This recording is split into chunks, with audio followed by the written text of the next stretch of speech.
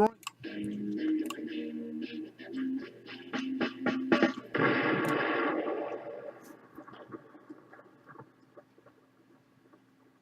Kong vs. Godzilla. It was simple genius to put two of the most famous monsters together in the battle of the century.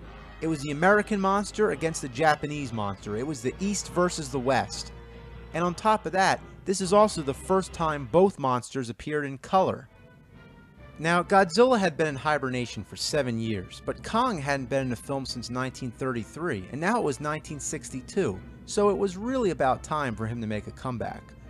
But realistically, well, nothing here is realistic. But if you were to compare the original Kong with Godzilla, there really wouldn't be much of a fight. Kong was about 25 feet tall, whereas Godzilla was about 167 feet tall. And if you go by the English dub of the first movie, he's 400 feet tall.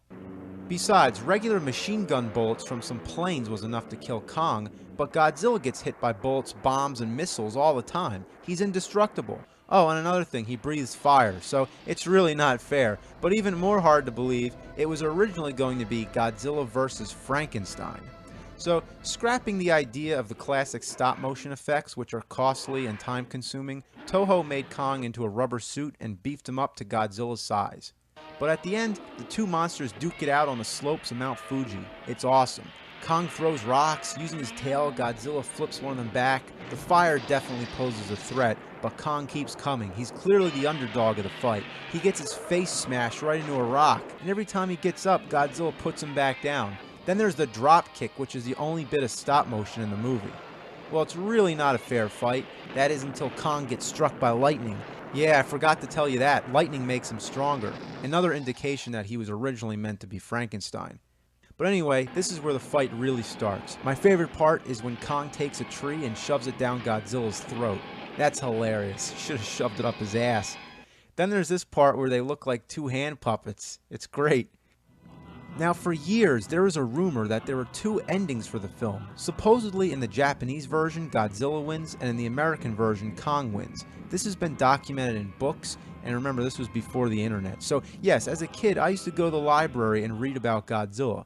It was hard to even find a video rental store that had a copy of any of these movies. But with the advent of the internet, the truth is out. The double ending is a steaming load of bullshit. However, the film itself was altered a lot for its American release by Universal, adding scenes with American actors and recycling music from their horror classics like The Wolfman and Creature from the Black Lagoon. But anyway, who wins the fight? Well, that's up to the viewer to decide. Check it out. It's a great, fun, cheesy monster movie. Now, as much as I hate to say it, but just for technology's sake, it begs for a remake. If they would remake King Kong vs. Godzilla with love and affection for the original movie, then do it. Come on. Oh yeah. You want to know about the Frankenstein thing, right? Alright, so Willis O'Brien, the creator of the original King Kong, suggested a movie where Kong fights a monster that was created by Dr. Frankenstein by sewing together pieces of different animals.